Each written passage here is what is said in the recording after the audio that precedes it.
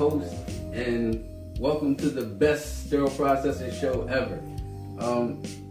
This week on the show, I have a person that I've personally worked side by side with on a number of occasions.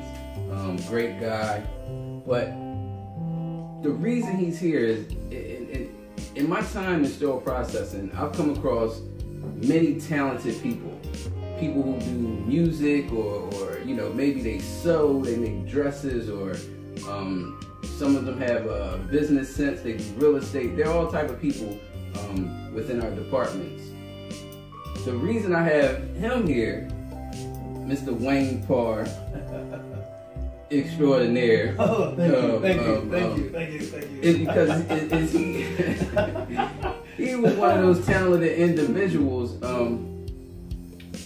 that I was kind of surprised to meet within sterile processing, and like some people's talent is just so good it needs to be kind of recognized. So I have him on the show for one, because he's a sterile processing technician. Next, because he's doing so much, and I want you to do a lot, because I know this is not the only thing that you want to do, and we know here that sterile processing is larger than your department. So, what's up, brother? How you doing today? What's going on, good man? How you feeling, man? I'm good. Glad man. to be here. Thank you for having me, man. It's an honor. Congratulations, man. Your new endeavor, man. The school is looking great, man. We talked about it. You did it. I'm here. Thank you, bro. Thank you. I appreciate that. Yes, it's always good to see a brother moving forward in his plan. You know what I mean? I'm proud, man. That's the reason you're here. Oh, thank you, man. Thank you. You know, early on, I remember one time we got together outside of work, and you came to pick me up at my place, and I remember coming outside, and it was this music playing. It was coming from a car, and I wasn't exactly sure that it was your car. But the music was crazy, like the horns and the flutes and the I'm like, oh my God, what is that? So I get in the car and I sit down. I'm like, damn, man, what's that? Is that a radio station? He like, nah, that's my song. That's my song. That's my track. Listen, I was blown away. Blown away. Thank you. And you know, a lot of times when I'm by myself, just on chill mode, just on relax mode, after the job, in the car drive home, or just sitting, it is lovely to just sit and let play and fall back and just let my day fall off. You know what I mean? Yes, it's always a pleasure. Always a pleasure. Really. That was in fact my first album, Influence. Okay. And you can get that on iTunes, you know. We like iTunes. Yes. The Central Pro Podcast is also on iTunes, so check that out. Okay, all right. I'll leave links to everything in the comments. Thank you. But that was my first album that you heard, and I came by that day to actually let you hear it. You know what I mean? So it was my finished product, and it was right before I was ready to put it out. Influence was a project. It simply takes me about a year to work on an album. You know what I mean? So that was like a year's work. Yeah, it came together. It was actually a year's work from a story of a lifetime. Okay. Yeah. Okay. So how did you even First. How did you find the time to create like a whole album? And that's not the only thing you've done, but you know, let's talk about that. How did you find the time to create a whole entire album and then work a full-time job and do 99 damn hours overtime like you've been doing? You know, can you explain it? Because I want people to know that if there's things that you're trying to do, right, you're going to have to stretch yourself. Right. Well, for me, music is my passion. So I'm always conditioned myself that my passion, it takes precedence to everything. So even when I'm tired and I can't go no further, my passion drives you. Yes, yeah, because it has to be a certain way. It has to be a certain sound. Things have to, those horns have to play a certain, the keys, you know what I mean, that bass, it has to resonate. It has to resonate, but the way it resonates is an indicative of an emotion. So I can't slight my passion won't allow me to slight emotion. Mm-hmm. So no matter what I'm going through, my personal or my professional, my passion is my passion. Understand. I feel, it's funny. My passion isn't as well taken as yours. It isn't as glamorous. It isn't as beautiful. That's not beautiful, man. Yours is beautiful. My passion for sterile processing, it won't get me too many fans. So how did you come up with the concept of the album in the first place? Was it because because we spoke on a number of occasions, and was it for you just music that you needed to get out, or similar to what you're saying, was it like a place where you were in your life and you wanted to kind of? Well, for me, it was more tell like that story. I'm a storyteller, so, and I'm also a musician and a chef, so they all kind of tie into one another. So with this album, I took a trip to the Detroit Jazz Festival back in I think it was 2012. And when I got there, I saw so many great musicians and so many great things. But prior to me getting there, I was with my brother and two of my cousins. So it was a 10-hour drive up and a 10-hour drive back. That was 20 hours of us just having conversations. We all grew up together. The village raised us. You know what I mean? I come from that. Yeah. If you hear what I'm talking about, the village raised us. And these were the guys, in fact, not defining them as brothers and cousins, but these are people I grew up in my village with. You know what I mean? So we talked about a lot of awesome things, man. We were all in a certain place. And they told me about me. And I was old enough and mature enough to really listen to it and grow from it. That's that's an important point that you hit right there as well. Self-evaluation is important, and sometimes you have to step back and allow that village, those real friends, those real family members, the villages, to kind of pull your coattails sometimes, and that definitely takes a level of maturity to do that, and that carries over whether it's in your personal life or your professional life, because I found myself in places where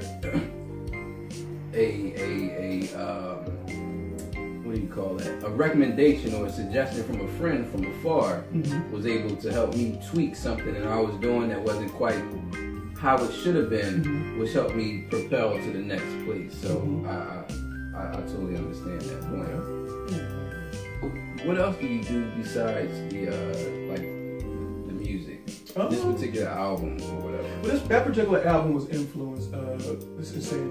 So when I came back off the trip from Detroit, it was all right. There's some things that's still in me that it's time to release. Okay. And that album was just indicative of just me releasing everything that was holding me up. Everything, like all the hurt, the pain, the things that if I can't forgive, I can't trust. And that trip made me realize how delusional I had been for years. So it was time to really let all those things go. And for me, this is when my passion kicks in. Because, some people, they go to therapists, and nothing wrong with going to therapy because it's a great help for those who need it. You know what I mean? It helps.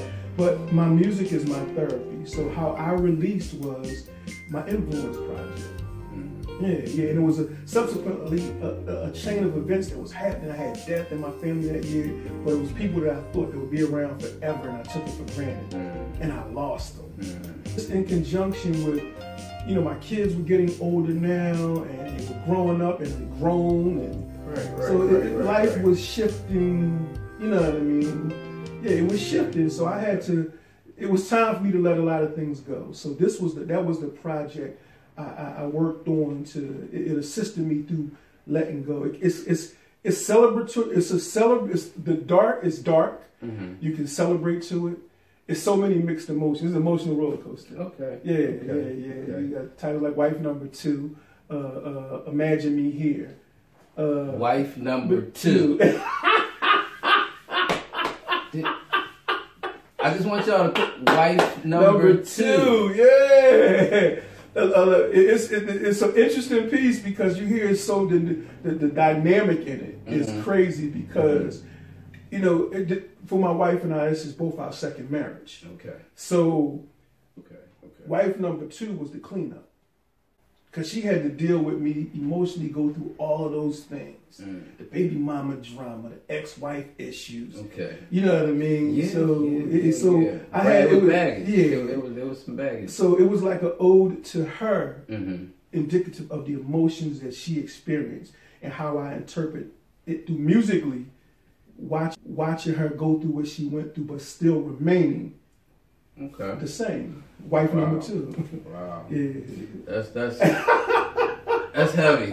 That's heavy. Let me try to pull this back a little bit. So tell me how you found out about sterile processing. Oh man, sterile processing. Well, you know, I went to school to be a surgical technologist, and sterile processing was a great field aspect. It was a part of the curriculum in surgical technology. So you did your so many hours in sterile processing, you did so many hours in the OR.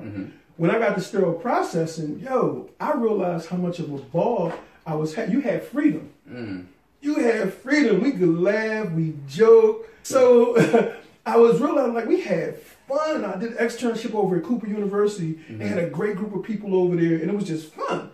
Then I had to go to the OR, and it was like, oh my God, I gotta stay in here. It was tight. The surgeons was hollering and throwing, and I'm like, wow, this is. I want to go hang out with my sterile processing buddies. You know what I mean? So fast forward, I got a job with the Gift of Life, and I started doing cadaveric harvesting.